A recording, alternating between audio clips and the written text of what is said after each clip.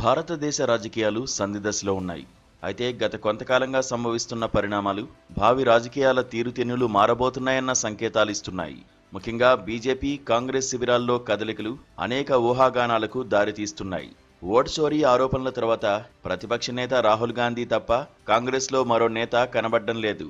బీజేపీపై రాహుల్ తదుపరి ఆరోపణలు ఏమి చేయనున్నారని ఉత్కంఠ సర్వత్రా నెలకొని ఉంది. ఓట్ చోరీపై ఇప్పటివరకు 2 సార్లు విలేకరుల సమావేశం నిర్వహించి ఆయన వెల్లడించిన అంశాలకు చాలా ప్రచారం లభించింది. రాహుల్ తదుపరి వదిలే హైడ్రోజన్ బాంబు గురించి కూడా ఆసక్తి వ్యక్తమవుతోంది. నిజానికి కాంగ్రెస్ అధ్యక్షుడిగా ఉన్న సమయంలో కంటే పార్టీ అధ్యక్ష పదవిని వదులుకున్న తర్వాతే రాహుల్ గాంధీ చాలా జాగ్రత్తగా తన వ్యక్తిగత ప్రతిష్ట పెంచుకుంటూ వస్తున్నారు. భారత్ జోడో యాత్ర, భారత్ జోడో న్యాయ యాత్ర రెండింటిలోనూ మేధావులు, ప్రజల దృష్టిని రాహుల్ విశేషంగా ఆకర్షించారు. డీలా పడ్డ కాంగ్రెస్ శ్రేణులకు కొత్త ఉత్సాహాన్ని సమకూర్చారు. రాహుల్ గాంధీ ఏమి చేస్తారన్న దానిపైనే తమ భవిష్యత్ ఆధారపడి ఉందని కాంగ్రెస్ నేతలు భావిస్తున్నారు.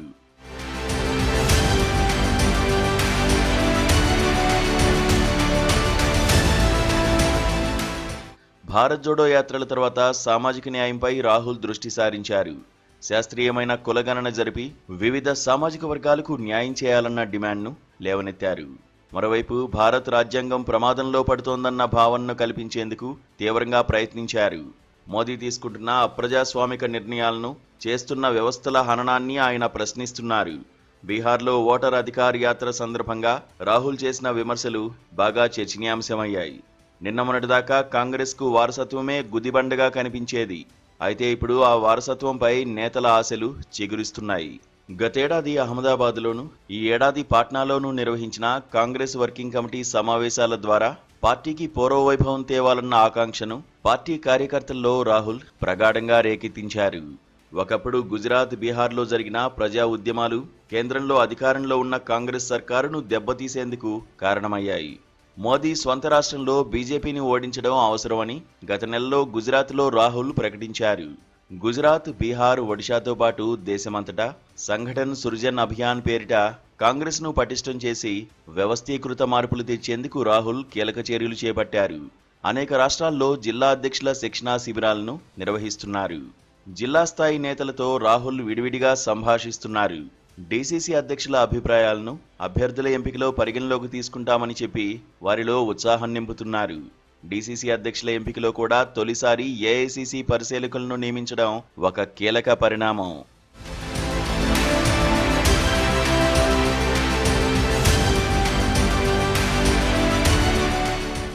పాట్నాలో ఒకప్పుడు బాబు రాజేందర్ ప్రసాద్ అధ్యక్షుడిగా ఉన్న మహాత్మా గాంధీ ఎన్నో చారిత్రక పోరాటాలు ప్రారంభించిన సదాకత్ ఆశ్రమ్ నిన్న మొన్నటి వరకు పాడుపడిపోయి ఉండేది.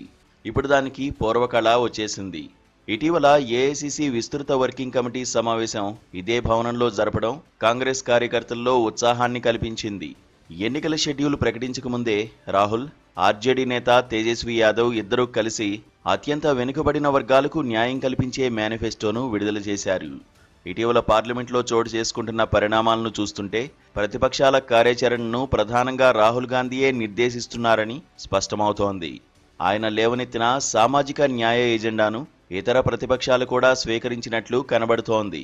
ఉపరాష్ట్రపతి ఎన్నిక విషయంలో అభ్యర్థిని కాంగ్రెస్ పార్టీయే నిర్ణయించి మిగతా ప్రతిపక్షాలకు తనకు మద్దతుగా సమీకరించగలిగింది. రాహుల్ నిర్వహిస్తున్న సమావేశాలకు ప్రతిపక్ష నేతలు అందరూ హాజరవుతున్నారు. ఈ దేశంలో ప్రత్యామ్నాయ నేత రాహుల్ తప్ప మరొకరు లేరన్న విషయమై ప్రతిపక్షాలు పెద్దగా విభేదించడం లేదు. ఆర్జేడీ, డీఎంకే, తృణమూల్ కాంగ్రెస్, సమాజ్వాదీ పార్టీతో పాటు ఆమ్ ఆద్మీ పార్టీ కూడా ఇప్పుడు కాంగ్రెస్ వైపు చూస్తున్నాయనడంలో అతిశయోక్తి లేదు.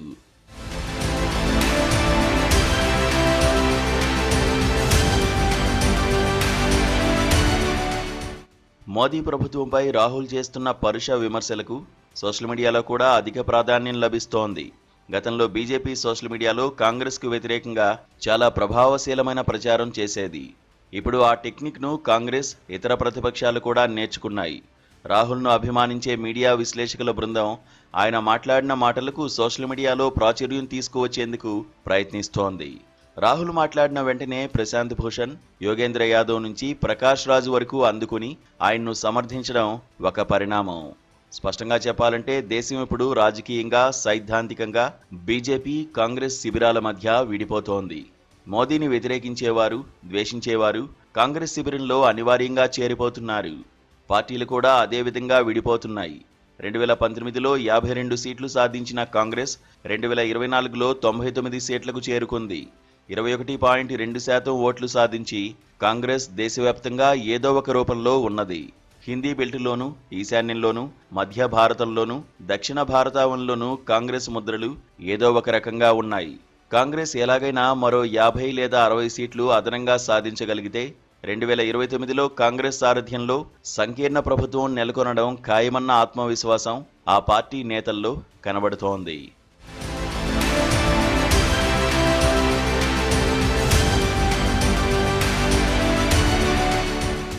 అయితే కాంగ్రెస్ పుంజుకుంటున్నదన్న వాతావరణం కాంగ్రెస్ నేతల్లో ఏర్పడినంతగా జనంలో ఏర్పడుతున్నదా?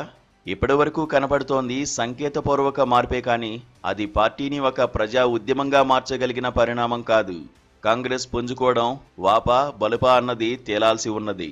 రాహుల్ వ్యక్తిగత ప్రతిష్ట పెరిగి ఉండొచ్చు, కానీ అంతే వేగంగా సంస్థాగత బలం పటిష్టమైందా? ఇది సహేతుకమైన అనుమానమే. ఎందుకంటే కాంగ్రెస్లో పాతకాలం రాజకీయాలు ఇంకా సమసిపోలేదు.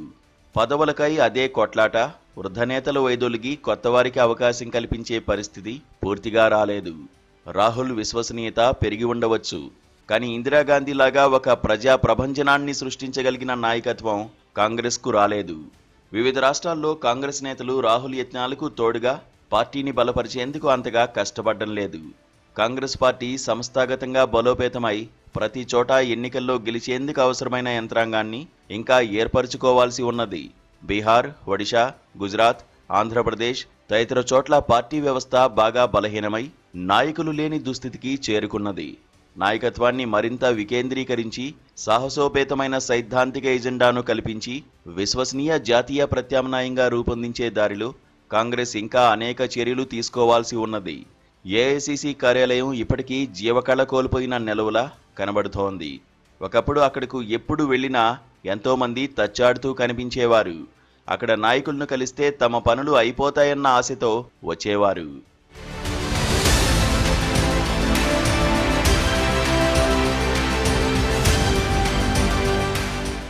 మీడియాను కలిసి రాజకీయ పరిణామాలను విశ్లేషించే మేధావులు ఉండేవారు. ఇప్పుడు అక్కడికి వెళ్లడం అనవసరమనే భావన కనిపిస్తోంది. ఢిల్లీలోని దీనదయాళ్ మార్గులో బీజేపీ ఇప్పటికే ఒక అధునాతన ఆకాశ హరిమాన్ని నిర్మించుకుని ఎవరికీ తెలియని రహస్య నిర్ణయాలు తీసుకునే నెలవుగా దానిని మార్చింది. ఒకప్పుడు అశోకా రోడ్లోని బీజేపీ కార్యాలయానికి ఈ కార్యాలయానికి ఎంతో తేడా కనిపిస్తోంది. అదే పరిస్థితి అక్బర్ రోడ్డులోని కాంగ్రెస్ కార్యాలయానికి, దీనదయాళ్లో కాంగ్రెస్ నిర్మించుకున్న అధునాతన కార్యాలయానికి తేడా కనిపిస్తోంది. రెండు కార్పొరేట్ భవనాల్లా కనిపిస్తున్నాయి. ప్రజాస్వామ్య వ్యవస్థలో రెండు ప్రధాన పార్టీలు అవలంబిస్తున్న వైఖరి చాలా ఆశ్చర్యకరంగా ఉన్నది. నరేంద్ర మోదీ మూడోసారి అధికారంలోకి వచ్చిన ఏడాదిన్నరలోనే బీజేపీ అనేక విషయాల్లో ఆత్మరక్షణలో పడిందన్న విషయం వాస్తవం. అంతర్గత సమస్యలు, ఎన్నికల అక్రమాల నుంచి విదేశాంగ విధానం వరకు ప్రతిపక్షాలు లేవనెత్తే అనేక ప్రశ్నలకు ప్రభుత్వం సరైన సమాధానాలు చెప్పలేని స్థితిలో ఉన్నది. నిజమే, కానీ ప్రతిపక్షాలు ఊహించినంత వేగంగా మోదీ గ్రాఫ్ పడిపోలేదు. మోదీ ఇప్పుడు ఎదుర్కొంటున్న సమస్యలు తాత్కాలికమైనవేనని, ఆయన వాటి నుంచి బయటపడి మళ్లీ పుంజుకుంటారని భావిస్తున్నవారు ఎందరో ఉన్నారు. హిందుత్వ ఆధారంగా మోదీని అభిమానించే జనం అంతగా తగ్గిపోలేదు.